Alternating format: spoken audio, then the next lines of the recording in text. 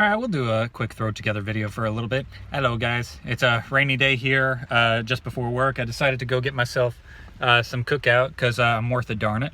And as I was getting there, you know, first things first, I've got absolutely no overhangs of this Cookout at all. So I got hit with everything. The inside of my car is like absolutely drenched, and I basically am sitting in a puddle of Cookout runoff. But you know, they had really good service and whatnot. They answered right away. My food was ready in less than like 3 minutes. So they did a good job. And they usually do a good job. But there's something I noticed that kind of like doesn't sit so well with me. I've noticed the past couple of times I've been going to Cookout, I hear the employees say "my pleasure."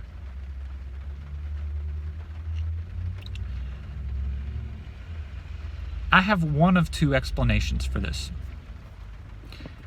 Either number one, Cookout is trying to rip off Chick-fil-A's phrase, which, you know, I'm not okay with. I mean, come on, get your own space. You know, you can see how wet the car is over here. It's even worse down here. I've practically got a puddle over here where I keep my coins in the door.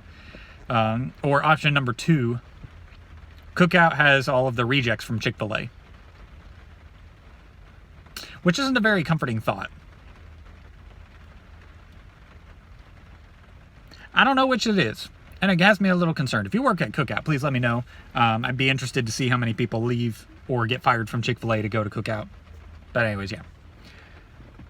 There's a lot of things that are kind of bothering me in the world today, but one of the big things that's kind of bothering me is,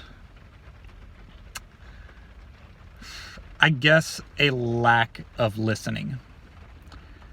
I get this all the time at work where I bump into a lot of really lonely people who, you know, just, they might tell you they want someone to talk to, but they want someone to talk to. They don't necessarily listen very well. And so you get a lot of people, I've got a lot of people at my workplace here, not the drivers are nice, but I've had a lot of encounters with people on the floor who will talk to you for about 10-20 minutes about whatever it is they want to talk about, and then you try to jump in the conversation, and they just kind of keep going. They don't necessarily address any points that you have. They don't necessarily ask you any questions as well. There's one person here that I work with which really irritates me.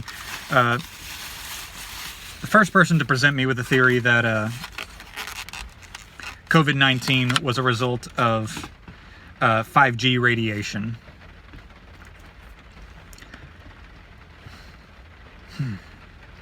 So I was very polite and I listened to her talk, and I even watched her source. She sent me a 20-minute video and I listened to the whole thing, and I was not convinced. I was not convinced that what she was saying was accurate, but I decided, you know what? She probably doesn't get to talk to a lot of people, so I'll listen to her, and I'll let her get her point out there, and then we can talk about it afterwards. No. What ended up happening was I said, I'm not entirely convinced. Oh, you will be. You will be. Trust me, you will be. Trust me, you'll see one day. You'll see you're being stupid. Might I also mention that this woman is in training right now to be a nurse.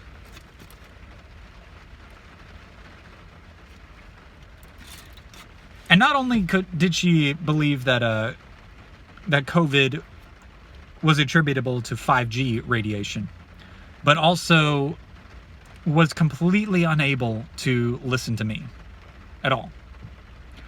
That's what I'm scared of most right now. Because we have right now a culture that rewards you for cutting off people with altering opinions.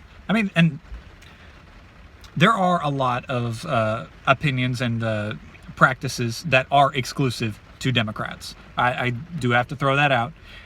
It is, if you remove the January 6th riot at the Capitol building, none of the other riots in 2021 or 2020 could be attributed to any particular group on the right. Those are exclusively on the left. However, the reward culture for cutting people off is just as bad on the right.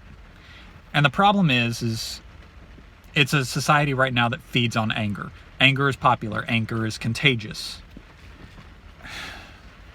And the issue with trying to change a culture of anger is you're never going to be popular. Never. I can get up here and I can decide to not feed the flames of hatred and indignance towards other people, but it's never going to be as popular as me saying F you, F you, F you. That's always going to be more popular because it's contagious. And I don't believe that we should just roll over and let the other side just trample us.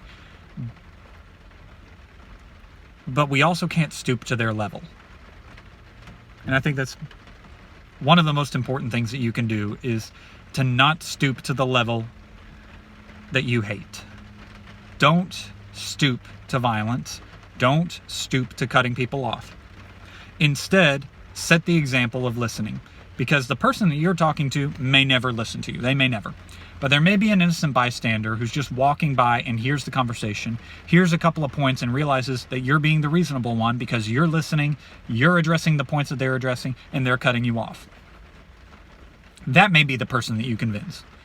I don't think that culture change is going to be a fast thing. I think that the way that God works on the hearts and minds of people, it will probably take a while before we see anything, and we may never see any difference.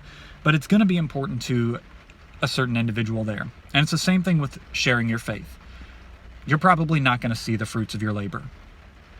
But that doesn't matter. What matters is the eternal. And the eternal is you being obedient to sharing God's word as often as you can. So even if you get hated for it, guess what? Hey, we're not made for a sinful world. We were made for a world without sin where we could live in communion with God. So aim for that and don't give in to the anger culture. It's not going to be perfect. I'm still working on it myself, but well, that's all I got for you guys today. So Cookout, stop ripping off Chick-fil-A. Bye.